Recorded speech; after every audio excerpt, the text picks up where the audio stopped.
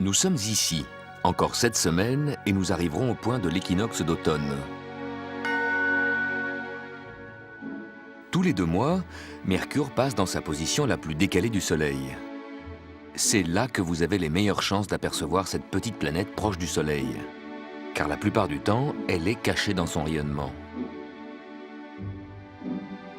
En août 97, cette position favorable de Mercure coïncidait avec un événement extraordinaire. La Lune a fait disparaître Mercure. 400 fois plus éloignée que la Lune, la planète Mercure nous sert de repère pour voir le mouvement très lent de la Lune sur son chemin autour de la Terre.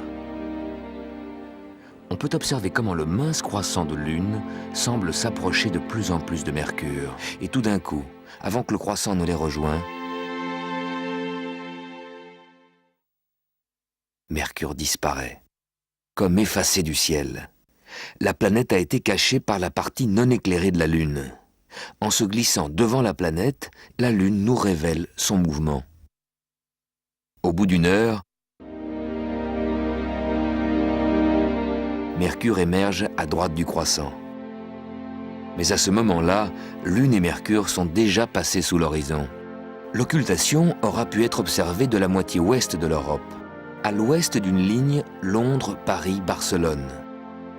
Si vous n'y étiez pas, au moins vous pouvez la voir ici, sur ces images. Cette semaine, c'est l'anniversaire de la première photo de notre planète Terre, prise de l'espace par des astronautes en 1959. Pour la première fois, tout le monde voyait qu'on était réellement à bord d'un vaisseau spatial naviguant dans l'espace. Cela éveilla nos consciences. Tout le monde comprenait qu'il fallait prendre soin de cette Terre, surtout de sa partie la plus fragile, l'atmosphère, cette mince couche de gaz qui enveloppe la Terre. Au cours des milliards d'années, l'atmosphère s'est continuellement modifiée, changeant le climat et les conditions de la vie. L'abondance en oxygène, par exemple, est une évolution toute récente, à peine 400 millions d'années, le dernier dixième de l'existence de la Terre où la vie a pu émerger de l'eau.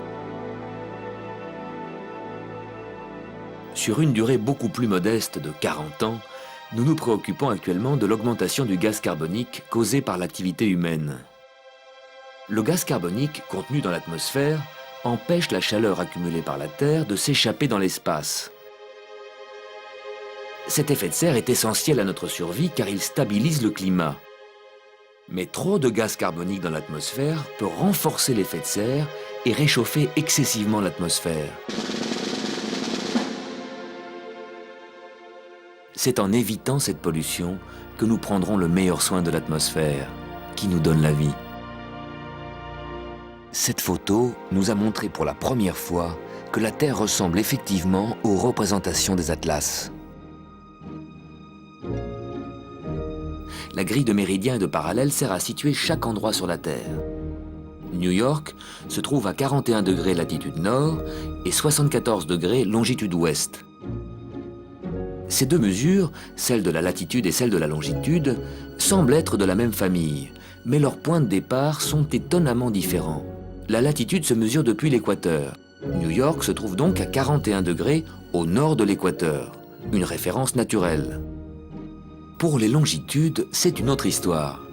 New York se trouve à 74 degrés de longitude ouest. À l'ouest de quoi? Du méridien 0, qui est le méridien de Greenwich. Ce méridien n'est pas, comme l'équateur, un point de référence naturel. C'est à Greenwich, près de Londres, que se trouve l'Observatoire royal anglais. Et pendant des siècles, toutes les cartes marines faisaient référence au méridien de Greenwich, qui est devenu ainsi le méridien 0 international. Ce méridien est donc le point 0 pour la rotation de la Terre dans l'espace. Et un repère de temps, car l'heure de Greenwich est devenue l'heure universelle. Espace et temps se rencontrent. Notre vaisseau spatial Terre est quadrillé par les méridiens et les parallèles qui permettent de situer chaque endroit. 49 degrés latitude nord, 2 degrés longitude est, Paris. 41 degrés nord, 74 ouest, New York. Un bateau en détresse qui signale sa position à 4 degrés sud, 122 degrés ouest et qu'on retrouve au large des îles Marquises grâce à cette adresse précise. Les mesures que nous utilisons tous les jours, mètres et kilomètres, c'est également la Terre qui nous les a données. 1 kilomètre, c'est par définition le 10 millième de la distance entre l'équateur et le pôle Nord, le quart de la circonférence de la Terre, 10 000 kilomètres. Pour redescendre de l'autre côté jusqu'à l'équateur, c'est encore 10 000 kilomètres. Et de là au pôle Sud, encore 10 000. Et 10 000 pour le dernier quart. 4 fois 10 000, 40 000 kilomètres de longueur pour les méridiens. Ce devrait être également la longueur de l'équateur. Mais la Terre n'est pas une sphère parfaite. Sous l'effet de sa propre rotation, elle s'est aplatie. Les forces centrifuges qui fuient le centre poussent la matière loin du centre et provoquent un renflement au niveau de l'équateur.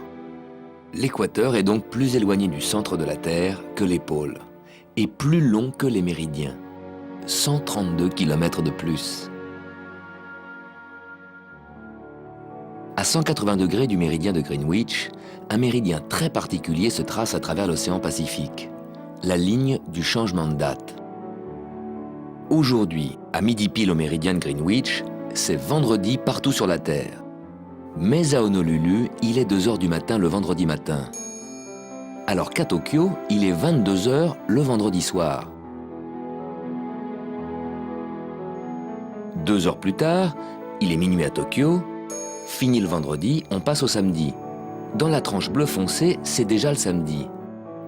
Alors qu'à Honolulu, de l'autre côté de la ligne de date, il est 4 heures du matin et ils ont encore tout le vendredi devant eux. Au fur et à mesure que la Terre tourne, le samedi, en bleu foncé, envahit le globe et réduit le vendredi en bleu clair. Ce soir à minuit, 24 heures, nous aussi nous passerons dans la tranche bleu foncé de samedi, comme Tokyo. Alors qu'à Honolulu, en bleu clair, ce sera encore vendredi après-midi. Puis le samedi s'étendra sur tout le globe. Heureusement que ce méridien de 180 degrés est en plein Pacifique. Les îles, séparées par la ligne de date, sont éloignées les unes des autres. Ainsi, c'est moins gênant d'avoir des voisins qui vivent un jour en avance.